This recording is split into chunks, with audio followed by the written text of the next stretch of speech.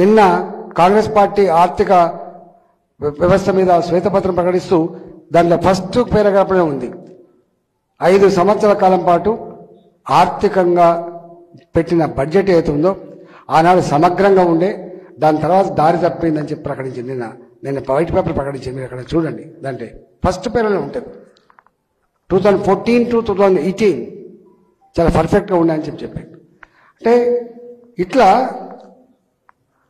గిన్ని రకాల కుట్రలు కుతంత్రాలు ప్రజలు అర్థం చేసుకోవడానికి ఇచ్చారు. ఇప్పుడు వాస్తవం చెప్పాలంటే అవును, నేను పోయేటప్పుడు చెప్పాను, నేను ఈ కమలాపూర్లో మీటింగ్ పెట్టేటప్పుడు చెప్పాను అనుకుంటా, దాడి చేయించుకున్న కలిసి అని చెప్పాను.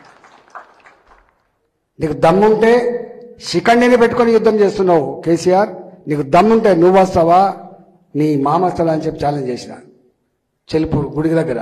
నాకు తెలిసి ఆ రోజు అన్నా నేను, ఆ రోజు అన్న మాటలు పతాక శీర్షికలో వచ్చినాయి. నాకు నిజంగా కూడా నాకు రెండే ఆశయాలు ఉండే. నేను గెలుతానా ఏమైతా అనేది పక్క పెడితే రెండే ఆశయాలు ఉండే. ఒకటి, మాలాంటి వాళ్ళను హింస పెట్టడమే కాకుండా తెలంగాణ ప్రజలను మోసం చేయడమే కాకుండా మొత్తం భ్రష్టు పట్టిస్తున్న కేసీఆర్ని ఓడగొట్టడమే ధ్యేయం అని చెప్పి మాట్లాడినాను. నేను బాధ్యత ప్రకటించిన, సగమే ధన్యమైపోయింది, నేను ఆ పని కనుక చేయకపోతే నా సగమే ఉంటుందని చెప్పాను. సార్ దాంట్లో 20% సక్సెస్ అయినా 50% సక్సెస్ అయినా పక్కకు పెడితే నేను ఓడిపోవచ్చుగాక, కానీ తెలంగాణ ప్రజలకు మాత్రం విముక్తి జరిగినట్టుగా నేను భావిస్తున్నా. అది నీ చేతుల్లో ఉందా వాళ్ళ చేతిలో ఉందా? రెండవది, నాకు తెలిసి నేను పొలిటికల్ లీడర్ని, నేను సంపూర్ణంగా అవగాహన ఉందా లేదా పక్కకు పెడితే ఉన్నంతలో అవగాహన ఉన్నాను నేను. మీకు దుబ్బాక ఎన్నికలు జరిగినాయి, మనం గెలిచినాం. మీకు మున్సిపాలిటీ ఎన్నికలు జరిగినాయి, మనం గెలిచినాం. ఎప్పటి వరకైతే కేసీఆర్ను బొందబెట్టగలిగే పార్టీ భారతీయ జనతా పార్టీ అని నమ్మిండ్రో అప్పటిదాకా మళ్ళా నమ్మిండ్రు, మనకు ఆదరించారు. గుర్తుపెట్టుకోండి, హుజరాబాద్ ఎన్నికలప్పుడు మనమే ఉన్నాం. ఎప్పుడైతే లిక్కర్ స్కామ్ లాంటిది పైకి వచ్చి వాళ్ళని అరెస్ట్ చేసి వీళ్ళని అరెస్ట్ చేస్తున్న ఒక అపనమ్మకం ప్రచారం చేయగలరు, అప్పటి నుంచి మన స్థానం పోయి వాళ్ళ స్థానం వచ్చింది. దాంట్లో ఏమీ అనుమానం లేదు. వాళ్ళు వాళ్ళకి వచ్చేసిండ్రు, మనం వెనకబడిపోయినాం. అది క్రక్స్ ఆఫ్ ద ఇష్యూ, అది తప్ప ఇంకో ఇష్యూ లేదు వాస్తవం చెప్పండి. వాడు నమ్మించిండు వాడు ఏమేమి చేసిండో మాకెరకే. మీకు ఇప్పుడు చెప్పాల్సి మీకు తెలియదు. ఇక్కడ కూడా ఒక 120 మందిని ఓల్టేబుల్ పెట్టిండు కాంగ్రెస్ పార్టీ. ఏమని ప్రచారం చేస్తాడు? రెండే ప్రచారం చేస్తాడు.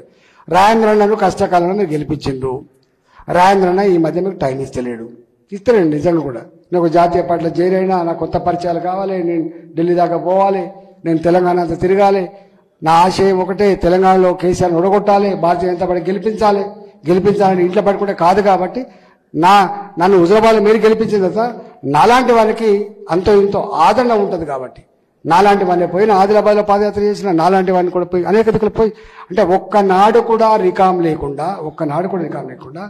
నా ఆశయం కేసీఆర్ని ఓడగొట్టే ఆశయంలో నేను శక్తివంచన లేకుండా పని చేసిన. పేపర్లు రాయలేకుండా చేయొచ్చు వాళ్ళు, టీవీలో చూపించకుండా చేయొచ్చు వాళ్ళు, నా క్యారెక్టర్ అసాసినేట్ చేయొచ్చు వాళ్ళు.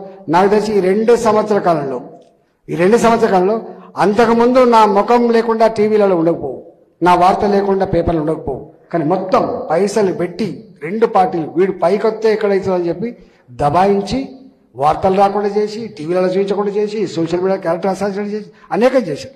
అయినా ఎక్కడ నేను అనుకున్నా నా ముఖం తెలియదు ఎక్కడ, నా పరిచయం లేనిది ఎక్కడ, నా పటిమ ఏందో, నా కర్తవ్యం ఏందో, నా కార్యాచరణ ఏందో ప్రజలకు అంత తెలుసు అని చెప్పి నమ్మకంతో పోయినాం. మీకు నమ్మరు, నేను 42-43 నియోజకవర్గాలు తిరిగినా. నేను దిగిన వెంటనే నన్ను ఒక్క దగ్గర కూడా నీకు నడిపించకపోయింది, తీసుకుపోయి స్టేజ్ దాకా ఎత్తుకుపోయి దించేది. 10,000 మంది, 20,000 మంది, 30,000 మంది పెద్ద సభలేని అన్నా తప్పకుండా గెలుస్తామని చెప్పి ఉండే. కానీ నిజంగా కూడా అంత గొప్ప ఆదరణ ఉండే. ఒక్క హుజరాబాద్లో గెలిచినంత మాత్రాన గవర్నమెంట్ అతను భావించలేదు. కాబట్టి తెలంగాణ మొత్తంలో గెలవాలనేటువంటి సంకల్పం ఉండే కాబట్టి ఆ ప్రయత్నం చేసినాం. నాకు తెలిసి మీరున్నారు బయట కంటే తెలియదు, కానీ నా 20 ఏళ్లలో నాకు కులం లేదు వాస్తవంగా. ఎన్నడూ హుజరాబాద్లో కులం పునాది మీద పోలే. నాకు మతం లేదు వాస్తవంగా. నాకు పార్టీతో సంబంధం కూడా లేదు. నేను అన్ని పార్టీల వాళ్ళని కూడా ఒక్కనాడు కూడా నువ్వు ఈ పార్టీ కదా నీకెందుకు ట్రాక్టర్ ఇవ్వాలి, నువ్వు ఈ పార్టీ కదా నీకెందుకు సీఎం రిలీఫ్ ఫండ్ ఇవ్వాలి, అట్లాంటి సంకుచిత మనస్తత్వం. నియోజకవర్గంలో అందరూ మా వాళ్ళే అనే కాన్సెప్ట్తో పనిచేసిన బిడ్డని నేను. నాకు రెండవది, నాకు ఎన్నడూ కూడా గీననే ఆంధ్ర మనిషి అనేటువంటిది కూడా లేదు. ఒకరిని ఎక్కువ నమ్ముతుండొచ్చు, ఎక్కడొకరు తక్కువ పని చెప్తుండొచ్చు, కానీ ఎవరు కనబడితే వాళ్ళకే పని చెప్పడం తప్ప గీనకే పని చెప్పినటువంటి అది కూడా లేకుండే నాకు. కానీ ఎందుకో దరిద్రం, మరి శత్రువు కుట్రపూర్తంగా చేసిందా ఎవరు చేసిందో తెలియదు, కానీ అదే పనిగా నా మీద ప్రచారం చేసిండు. ఇమిడియటోడు కాదు, ఇమిడియటోడిని కాకపోతే 20 ఏళ్ళు ఉంటాను ఇక్కడ. నేను ఎవరితో మాట్లాడటం అయితే 20 ఏళ్ళు ఉంటాను ఇక్కడ. నేను ప్రజల్ని వ్యతిరేకించేవాడిని అయితే ఉంటాను ఇక్కడ. ఎక్కడో నేను దేనికి విరుద్ధమైనో గవే నా మీద ఆరోపణ చేసి ప్రచారం జరిగింది. ఈయన ఎవరితో ఇమిడట, ఎవరిని కలుపుకోడట, ఎక్కడ తిరగడట, ఎక్కడ మంది ఇవన్నీ చేసిండ్రు. అయినా నేను సరే బాధపడేది లేదు. ఓటమి అనేది అనేక తప్పులు పైకి తీస్తుంది, గెలుపు అనేది అనేక తప్పులు కప్పిపుస్తుంది. కాబట్టి ఇప్పుడు నేను ఆ జోలికి పోను. కానీ ఒక్కటి మాత్రం సత్యం, మీరే చెప్పుకున్న అన్ని విషయాలు మీరే చెప్పారు. నాకు సంపూర్ణమైనటువంటి నా జీవితంలో ఉన్న అనుభవం ఏంటంటే, కార్యకర్తలు కనుక గొప్పగా ఉంటే ఏ పరిస్థితిని ఎదుర్కొనే సత్తా ఉంటుంది. కార్యకర్తలకు బలం లేకపోతే ఇవి ఇట జారిపోతుంది. శత్రువు దాడి చేస్తూనే ఉంటాడు. ఇది ఏముంటుంది ఆ తక్కువ టైంలో. ఇవాళ నేను ఇంతమంది చెప్పినట్టుగా 120 మందిని జీతాలు పెట్టి ఈ నియోజకవర్గంలో ఇంటింటికి తిప్పి ఈటల రాజేంద్ర అంటోడు మీకు రాడు, గజ్వేల్లో గెలుస్తున్నాడు, అక్కడే వెళ్ళిపోతాడు, మళ్ళీ బై ఎలక్షన్ విషపూరితమైన ప్రచారం చేశాడు. ఇష్యూ నాకేదో ఇక్కడ ఓడి